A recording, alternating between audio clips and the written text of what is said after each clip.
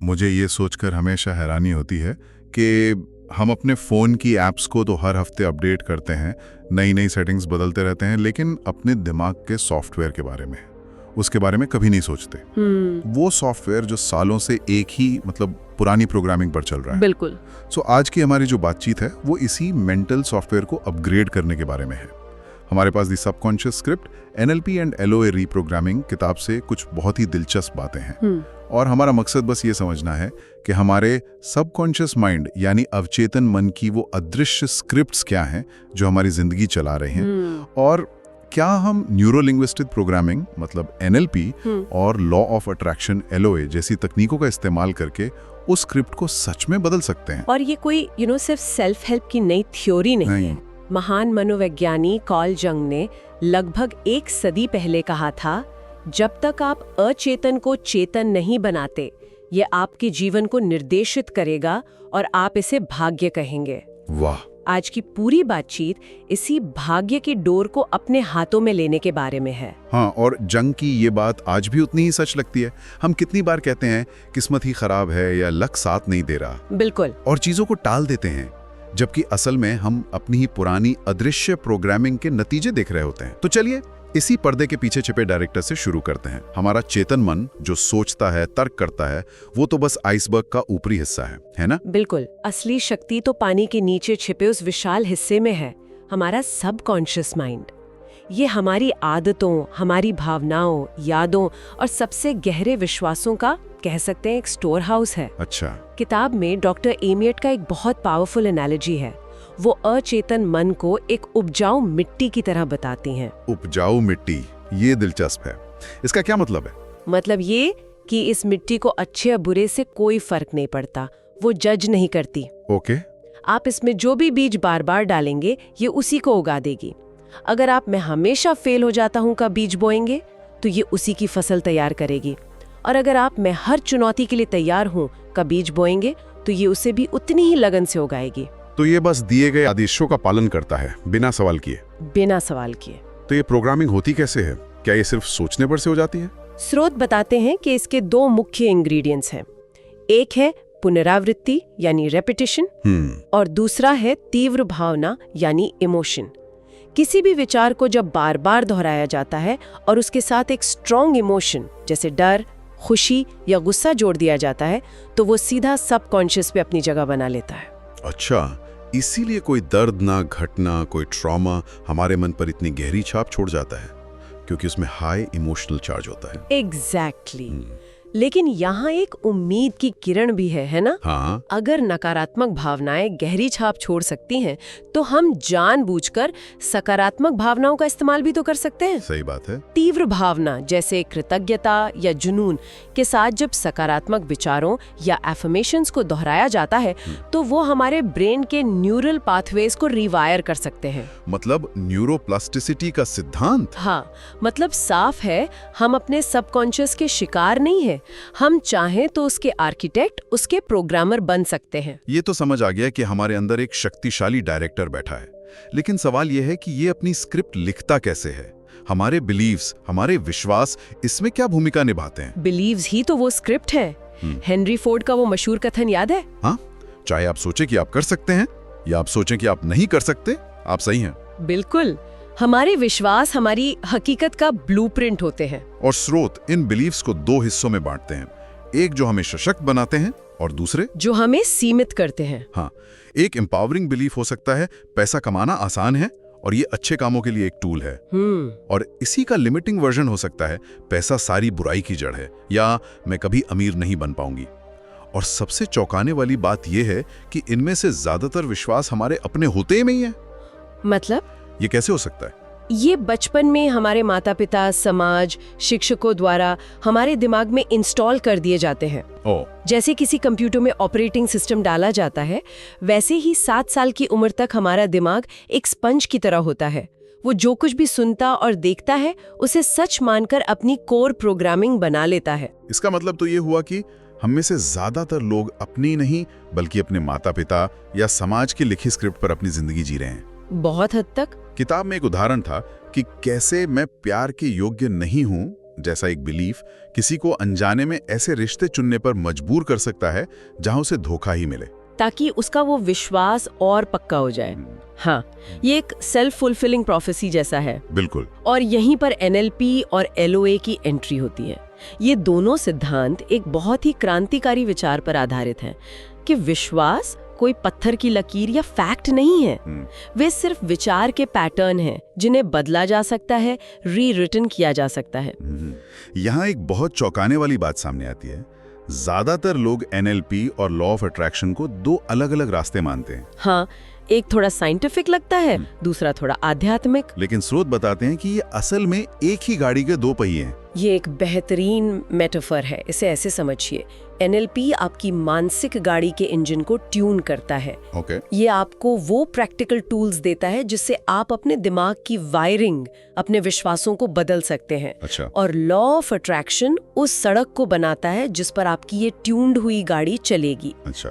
ये आपकी एनर्जी, आपकी वाइब्रेशन को बदलकर ब्रह्मांड से उन चीजों को आकर्षित करता है जो आपकी नई प्रोग्रामिंग से मेल खाती हैं। वाह, मतलब बिना इंजन के सड़क का क्या फायदा, और बिना सड़क के बेहतरीन इंजन भी कहीं नहीं पहुंच सकता। एकदम सही। एक के बिना दूसरा अधूरा है। हाँ। आप एनएलपी से अपनी स्क्रिप्ट तो बदल लेंगी, लेकिन अगर आपकी एनर्जी और वाइब्रेशन पुरानी ही रही तो आप बाहरी दुनिया में कुछ नया आकर्षित नहीं कर पाएंगी। और अगर सिर्फ एलओए पर फोकस करें, पॉजिटिव सोचें, लेकिन सबकॉन्शियस प्रोग्रामिंग कहती है तुम इसके लायक नहीं हो, तो आप खुद अपनी ही सफलता को साबोटाज करते रहेंगे। तो चलिए इन दोनों को मिलाकर एक सिनेरियो देखते हैं। मान लीजिए कोई अपने करियर में आगे बढ़ना चाहता है, लेकिन उसका सबकॉन्शियस बिलीफ है मैं इंटरव्यू में हमेशा घबरा जाता हूं। वो इस स्क्रिप्ट को कैसे बदलेगा? सबसे पहले वो एनएलपी का इस्तेमाल करेगा। वो रीफ्रेमिंग टेक्निक से इस विश्वास को बदलेगा, मैं इंटरव्यू में घबराता हूं की जगह मैं इंटरव्यू में अपनी काबिलियत दिखाने के लिए उत्साहित रहता हूं। ठीक है। फिर वो एंकरिंग तकनीक का इस्तेमाल करके आत्मविश्वास की भावना को अपनी उंगलियों को एक खास तरह से दबाने से जोड़ सकता है। ये हो गया इंजन को ट्यून करना। और फिर लॉ ऑफ अट्रैक्शन का रूल कहाँ आता है?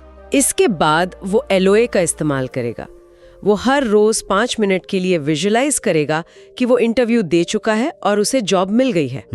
वो उस सफलता की भावना को महसूस करेगा, उसके लिए पहले से ही कृतज्ञता महसूस करेगा। ये उसकी एनर्जी और वाइब्रेशन को बदल देगा। तो अब उसकी आंतरिक स्क्रिप्ट और बाहरी ऊर्जा दोनों एक ही दिशा में काम कर रहे हैं। बिल्कुल। अब सफलता की संभावना कई गुना बढ़ जाती है। ये तो सच में एक पावरफुल कॉम्बिनेशन है। तो चलिए कुछ और प्रैक्टिकल टूल्स पर गहराई से नजर डालते हैं। शुरुआत करते हैं सबसे बेसिक चीज से, हमारी भाषा। हमारे शब्द हमारे अवचेतन के लिए कमांड की तरह होते हैं। किताब में एक बहुत सरल लेकिन गहरा उदाहरण है। जब हम कहते हैं मुझे जिम जाना है या मुझे ये रिपोर्ट खत्म करनी है, हाँ, उसमें एक दबाव, एक बोझ की भावना होती है। हैव टू हमेशा एक मजबूरी जैसा लगता है। लेकिन अगर आप सिर्फ एक शब्द बदल दें और कहें मैं जिम जाना चुनता हूँ या मैं ये रिपोर्ट खत्म करना चुनता हूँ, तो अचानक पूरी एनर्जी बदल जाती है। अच्छा। अब आप शिकार नहीं बल्कि अपनी जिंदगी के ड्राइवर हैं। काम वही है, लेकिन अब उसमें एम्पावरमेंट की भावना है। छोटा सा बदलाव, लेकिन साइकोलॉजिकल इम्पैक्ट बहुत बड़ा है। अगला टूल है एफर्मेशंस, यानी सकारात्मक प्रतिज्ञान। इनके बारे में सबने सुना है, पर ये अक्सर काम क्यों नहीं करते? क्योंकि लोग उन्हें तोते की तरह दोहराते हैं, बिना समझे और बिना महसूस किए। किताब इन्हें प्रभावी बनाने के 3 सुनहरे नियम बताती है। पहला, एफर्मेशन हमेशा वर्तमान काल में होना चाहिए। मैं अमीर बनूंगा नहीं, बल्कि मैं अमीर हूँ। सबकॉन्शियस माइंड भविष्य को नहीं समझता, वो सिर्फ अभी को जानता है। दूसरा नियम क्या है? दूसरा है कि ये सकारात्मक होना चाहिए।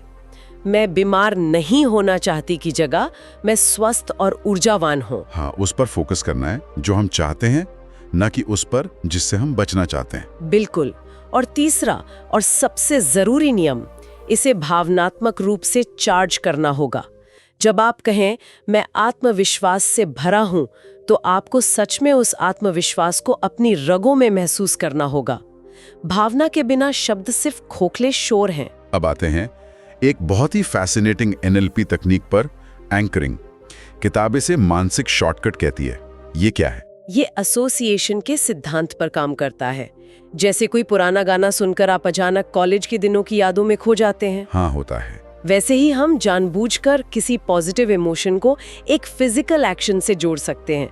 सोचिए, जब भी आपने कोई बड़ा काम पूरा किया हो तो आपने अपनी मुट्ठी भींची हो। अगर आप इसे हर बार दोहराएं तो जल्द ही सिर्फ मुट्ठी भींचने से ही आपको उस जीत वाली भावना का एहसास होने लगेगा। मतलब हम मुश्किल पलों में उस भावना को ऑन डिमांड ट्रिगर कर सकते हैं। ये तो कमाल है। अगला टूल है विजुअलाइजेशन। ये सिर्फ दिन में सपने देखने से कैसे अलग है? ये मानसिक रिहर्सल है। जब एक ओलंपिक धावक दौड़ से पहले अपने मन में पूरी दौड़ को हजारों बार दौड़ता है तो वो सिर्फ जीत के बारे में नहीं सोच रहा होता। वो स्टार्टिंग ब्लॉक का ठंडा स्पर्श, मांसपेशियों का खिंचाव, हवा का दबाव और फिनिश लाइन पार करने की भावना सब कुछ महसूस करता है। अच्छा। न्यूरोसाइंस कहता है कि जब हम किसी चीज को इतनी शिद्दत से विजुअलाइज करते हैं तो हमारा दिमाग उन्हीं न्यूरल पाथवेज को फायर करता है जो असल में वो काम करते समय होते हैं। मतलब दिमाग के लिए मानसिक और वास्तविक अभ्यास में ज्यादा फर्क नहीं है? बिल्कुल नहीं है। और आखिरी सबसे शक्तिशाली टूल है रीफ्रेमिंग। इसका मतलब है किसी स्थिति को देखने का नजरिया ही बदल देना। हाँ, ये किसी भी नेगेटिव सिचुएशन का अर्थ बदलने की कला है। मान लीजिए आपकी नौकरी चली गई, एक फ्रेम है सब खत्म हो गया, मैं बर्बाद हो गया। ये आपको निराशा में धकेल देगा। बिल्कुल। दूसरा फ्रेम है ये मेरे लिए कुछ नया और बेहतर करने का एक मौका है, एक रीडायरेक्शन है। घटना वही है पर फ्रेम बदलते ही आपकी भावना और आपके अगले कदम पूरी तरह बदल जाएंगे। वेन डायर की एक बात याद आती है, जब आप चीजों को देखने का तरीका बदलते हैं तो जिन चीजों को आप देखते हैं वे बदल जाती हैं। सही कहा। रीफ्रेमिंग हमें घटनाओं पर नहीं बल्कि उनके अर्थ पर पूरा नियंत्रण देती है। और हमारी भावनाएं घटनाओं से नहीं बल्कि हमारे दिए गए अर्थ से पैदा होती हैं। हाँ, ये जिंदगी का सबसे बड़ा गेम चेंजर हो सकता है। तो हमने इन सभी शक्तिशाली उपकरणों के बारे में जान लिया, लेकिन सबसे बड़ा सवाल इस बदलाव को परमानेंट कैसे बनाया जाए? क्योंकि मोटिवेशन तो आता जाता रहता है। बदलाव एक इवेंट नहीं, एक प्रोसेस है और इसे परमानेंट बनाने का एक ही तरीका है दैनिक अनुष्ठान, डेली रिचुअल्स। किताब इस पर बहुत जोर देती है। अरस्तु ने कहा था, हम वही हैं जो हम बार बार करते हैं। उत्कृष्टता तब एक कार्य नहीं बल्कि एक आदत है। तो ये दैनिक अनुष्ठान कैसे दिख सकते हैं? कोई उदाहरण? बहुत सरल। सुबह उठने के बाद पहले 10 मिनट अपने एफर्मेशंस दोहराने और अपने दिन को सफल विजुअलाइज करने के लिए रखें। ठीक है। और रात को सोने से ठीक पहले एक कृतज्ञता जर्नल लिखें। सिर्फ 3 चीजें जिनके लिए आप उस दिन शुक्रगुजार हैं। इससे सबकॉन्शियस को रात भर के लिए एक सकारात्मक मोड में सेट कर दिया जाता है। हाँ, प्रचुरता और सकारात्मकता के मोड में। इसे आप एक तरह की मानसिक और ऊर्जावान स्वच्छता कह सकते हैं। जैसे हम रोज नहाते और ब्रश करते हैं, वैसे ही ये छोटे छोटे अनुष्ठान हमारे मन और एनर्जी फील्ड को साफ रखते हैं। बिल्कुल। ये छोटे छोटे कदम समय के साथ कॉम्पाउंड इफेक्ट पैदा करते हैं और धीरे धीरे लेकिन निश्चित रूप से आपकी पुरानी स्क्रिप्ट को एक नई एम्पावरिंग स्क्रिप्ट से बदल देते हैं। ये सब कुछ हमें इस पूरी चर्चा के सबसे पावरफुल आइडिया पर लाता है कि हम सिर्फ अपनी जिंदगी के मंच पर दूसरों की लिखी स्क्रिप्ट पर अभिनय करने वाले अभिनेता नहीं हैं। हम खुद पटकथा लेखक यानी स्क्रिप्ट राइटर बन सकते हैं। और ये स्क्रिप्ट राइटर बनने की यात्रा 3 स्तंभों पर टिकी है। पहला है जागरूकता, अवेयरनेस। ये पहचानना कि आपकी पुरानी स्क्रिप्ट क्या है, वो क्या लिमिटिंग बिलीव्स हैं जो रोक रहे हैं। हाँ। दूसरा है पुनः प्रोग्रामिंग, रीप्रोग्रामिंग। NLP और LOA के इन टूल्स का इस्तेमाल करके जानबूझकर एक नई सशक्त स्क्रिप्ट लिखना। और तीसरा स्तंभ क्या है? तीसरा और सबसे महत्वपूर्ण है एकीकरण, इंटीग्रेशन। इसका मतलब है उस नई स्क्रिप्ट को सिर्फ एक अभ्यास की तरह नहीं बल्कि अपनी नई पहचान की तरह जीना। अपने फैसलों, अपनी बातचीत, अपने व्यवहार में उसे शामिल करना। तब जाके बदलाव सिर्फ दिमाग ही नहीं बल्कि आपकी हकीकत बन जाता है। तो आज की इस गहरी पड़ताल का सार यही है, हमारा सबकॉन्शियस माइंड हमेशा हमारी बातें सुन रहा है और ब्रह्मांड हमारी एनर्जी पर प्रतिक्रिया दे रहा है। बिल्कुल। NLP हमें वो कलम देता है जिससे हम अपनी कहानी लिख सकते हैं और LOA हमें वो स्याही या ऊर्जा देता है जो उस कहानी को हकीकत के पन्ने पर उतारती है। साथ मिलकर वे हमें सचेत रूप से एक ऐसी कहानी लिखने की शक्ति देते हैं जो हमारे असली उद्देश्य और खुशी के साथ मेल खाती है। और मैं सुनने वालों को एक अंतिम विचार के साथ छोड़ना चाहूंगी। ये किताब हमें एक बेहतर स्क्रिप्ट लिखने के बारे में सिखाती है, गरीबी से अमीरी की, अकेलेपन से प्यार की। लेकिन क्या होगा अगर हम ये महसूस करें कि हम कोई भी स्क्रिप्ट लिख सकते हैं। अगर पन्ना सच में बिल्कुल खाली हो, पुरानी प्रोग्रामिंग की किसी भी गूंज से पूरी तरह मुक्त, तो कोई व्यक्ति अपने जीवन की कौन सी कहानी लिखना चुनेगा?